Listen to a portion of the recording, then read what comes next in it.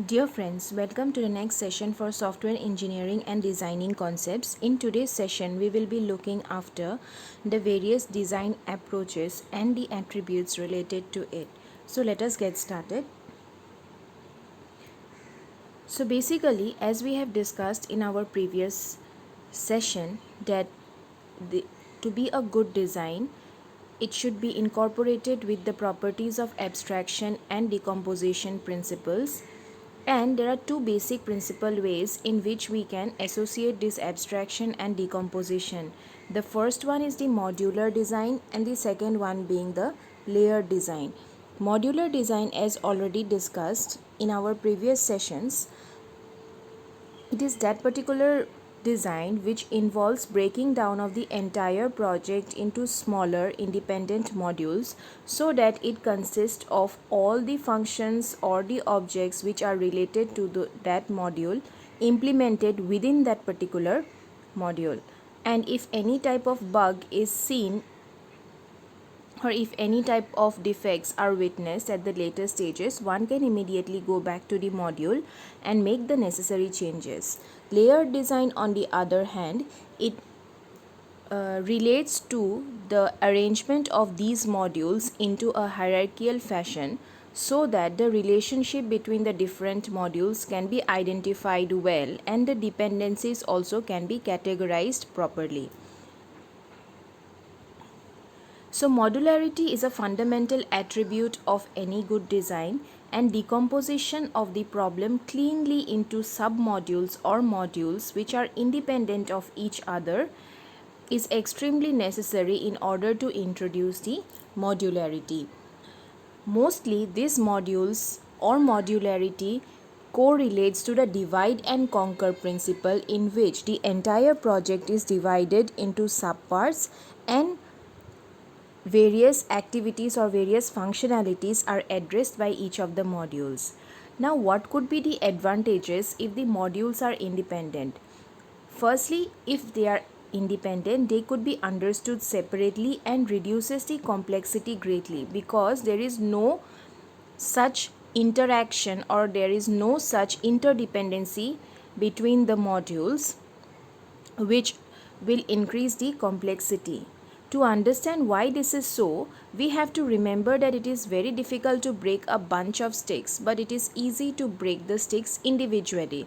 So that concept we will incorporate in modularity, where we have to break or decompose the problem cleanly into submodules, and they need to be independent of each other, so that if there is no such interdependence, we can easily tackle each of the functionalities in separate modules and with minimum complexity. Layered design, as you can see in this slide, it shows a hierarchical way in which the modules are arranged in a particular design.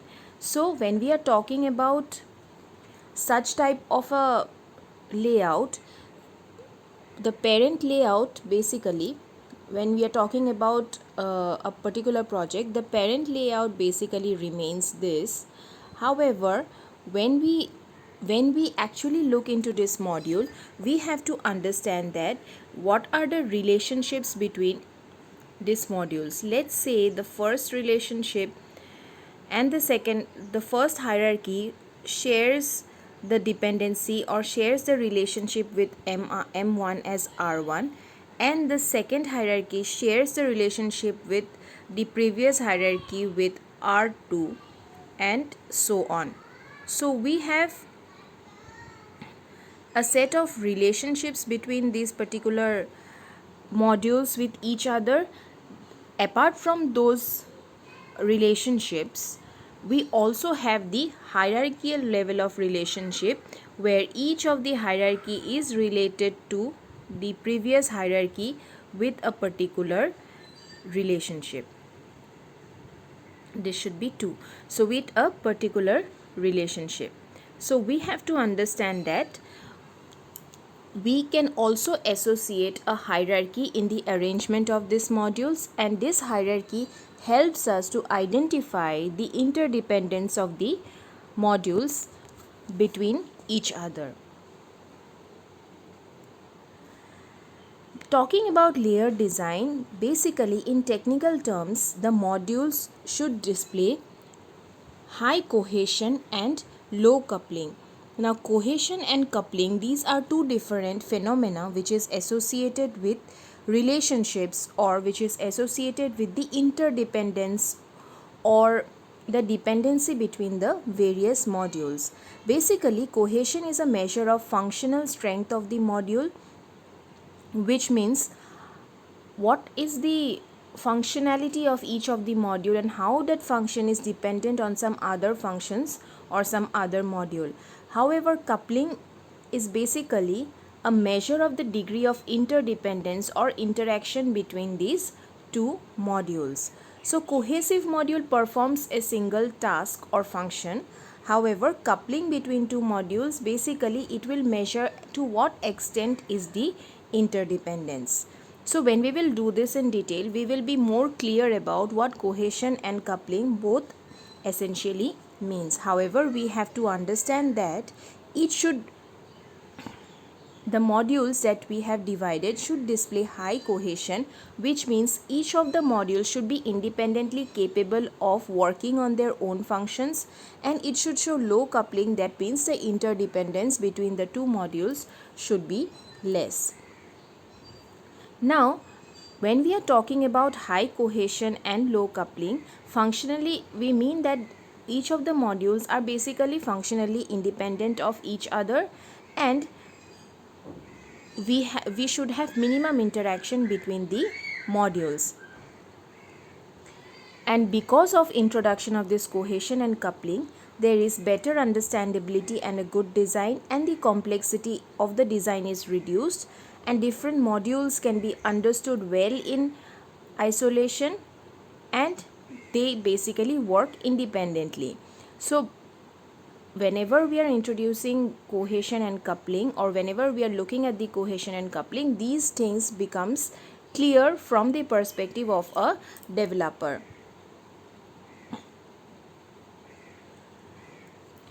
Now, functional dependence basically reduces error propagation because the degree of interaction between the modules is low. So, it will definitely reduce the error from one module which is generated at one module to be taken to some other module, where an error existing in one module will not directly affect the other modules. And most importantly, reuse of modules is also possible because it can be easily taken out and reused in a different program, because we have no such dependency on some other modules, and each module will do some well defined and precise function. The interface of a module with the other module is simple and minimal, so it becomes easier for us to pick up any of the module from within the system, and we can associate that module to some other functionality if it is at all necessary. But unfortunately, there are no ways basically to quantify the measure or quantitatively measure the degree of cohesion and coupling. Though we say that it should display high cohesion and low coupling, we actually do not have any such technology to measure the degree quantitatively which relates to cohesion and coupling. However, in order to address this problem, to actually associate some kind of measure, we have various classification on different kinds of cohesion and coupling. So based on those definitions only, we say that it is displaying high cohesion, or it is displaying low cohesion, or it has high coupling or low coupling, which roughly gives us some idea regarding the degree of cohesiveness or the coupling of a particular module. So let us look at these particular classifications. So first of all, let us deal with the cohesiveness, which is the property of a particular module to work independently on its own function. So the degree varies from coincidental to functional, where the functional cohesiveness holds the highest degree of cohesiveness, that is the highest point where a particular module can work independently, and coincidental cohesion is the lowest degree of cohesiveness. So if there are two modules, or if there is a module which is whi- which are showing basically coincidental cohesion, then basically it means that it is displaying low cohesion. And if a module is particularly displaying functional cohesiveness, then we say that it has the highest level of cohesion. So let us look at these cohesiveness or cohesions, classifications of cohesions, so that we understand this in a better way. So let us talk about the highest degree of cohesion, which is the functional cohesion. So functional cohesion is said to exist if the different elements of the module cooperate to achieve a single function. For example, managing the payroll of a company. So whenever we are talking about managing the payroll of a company, so different functions will be working towards achieving the same goal. However, all the functions will have separate functionality associated with it, but their functional objective is the same. So different modules will be working towards different activities which are related to managing the payroll of an employee. So that is functional cohesion. The second one is the sequential cohesion. A module is said to possess sequential cohesion if the element of a module form the components of a sequence where the output from one component of the sequence is input to the next. For example, sort, search and display. So we say that sort, example is sort, search and display. So these type of functionalities, if it is introduced within any module, we say that it is a sequential cohesion, because some of the components have to wait for some of the components to get sorted initially. After that only it can perform the search operation, and then only it can display it. So there is some sort of dependency among its own components, so it cannot independently however work on its own module towards achieving the target. So that is why sequential cohesion comes next. The third is the communicational cohesion. A module is said to have communicational cohesion if all the tasks of the module refer to or update the same data structure. For example, the set of functions defined on an array or a stack. So we are basically communicating with the same data structure. So, and we can also refer or update the same data structure. Now when two different entities within the same module are trying to refer and update the same data structure, it essentially breaks the integrity of the entire data structure, and for the next step it might also change certain values. So communicational cohesion is the third most preferred cohesion, where we will be dealing with communication mechanism to refer or update the same data structure. The fourth is the procedural cohesion, where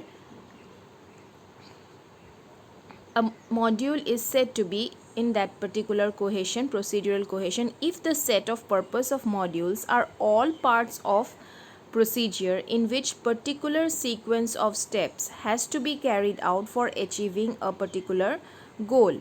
For example, the algorithm for decoding a message. Now here you will see that in procedural cohesion that it has to strictly follow a procedure and cannot work on its own independently. So it has to wait for some activities to get over as well as some decisions to be made, so that the next step could be carried forward. So the algorithm, example, the algorithm for a decoding message provides the maximum procedural cohesion, because we have to follow a step by step procedure in order to decode that message.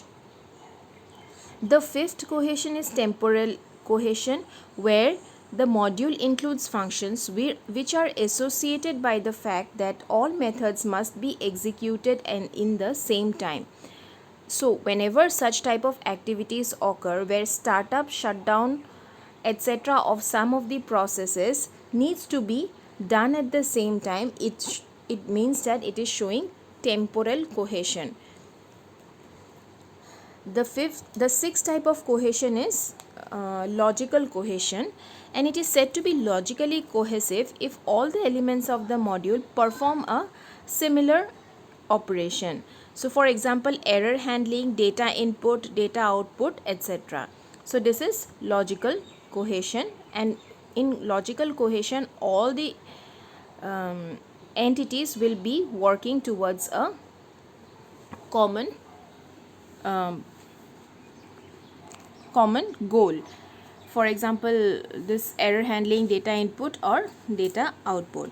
Coincidental cohesion is a type of cohesion that which it performs wherein the module performs a set of tasks which are associated with each other very loosely. For example, different functions.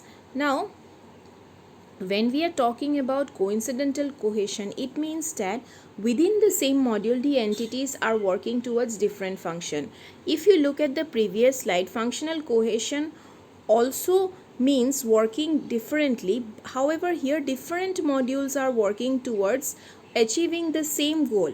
That means we call the entire project or entire product to be functionally cohesive if different modules are working independently towards achieving the same goal. However, if we look at coincidental cohesion, within the module itself the entities are working in a different pace with each other. So that is an intramodule this is an intramodule concept, whereas functional cohesion is an intermodule concept.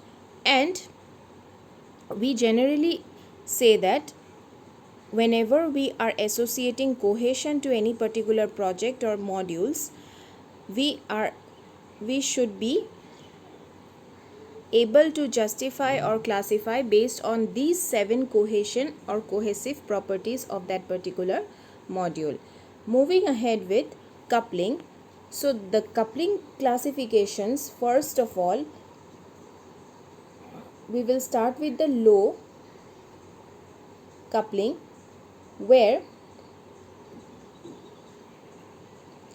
there is no direct coupling between M1 and M2. Let us say M1 and M2 are two different modules. So there is no direct coupling or no direct interdependence between the modules. The second is the data coupling. Data coupling is when data of one module is passed to another module, and that particular data is worked upon by the other module. So that is data coupling, where there is an interchange or a communication based on the data of the modules. The third one is the stamp coupling. So two modules are stamp coupled if they communicate using composite data items such as structure, objects, etc. So structure, objects, these are composite data items. So this, if there is an interchange of these structures or objects, then we say that two modules are stamp coupled. The module passes non-global data structure or entire structure with another module. And some of the examples, as already mentioned, that if we are passing a structure variable in C or object in C++ language to a module. So basically from no coupling we are slowly moving ahead to changing of complex or composite data structure. The fourth type of coupling is control coupling if the data from one module is used to direct the structure of instruction execution in another. That means M1 will be directing what M2 should execute. Fifth is external coupling, where external coupling arises when two modules share externally imposed data format, communication protocols, or device interface. And this is related to communication with external tools and devices. So basically this external coupling relates to network devices and network terminologies, where different data formats or communication protocols or device interfaces are being shared by different modules. Sixth is the common coupling. Now two modules are said to be commonly coupled if they share the same global data items. And the final one is the content coupling, where in content coupling two modules essentially needs to share the code. So whenever they share the code, then we call them as content coupling. For example, a branch from one module to the another module. So this is basically the highest level of coupling that two modules might be displaying between each other, where they basically share the code itself between each other.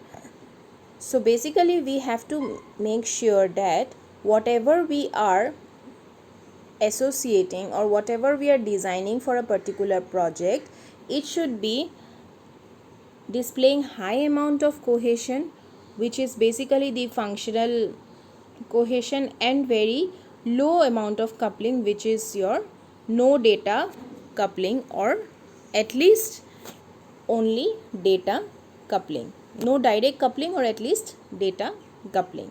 So these two aspects should be maintained before we actually dive in to our design strategies. So that is all for today. Thank you.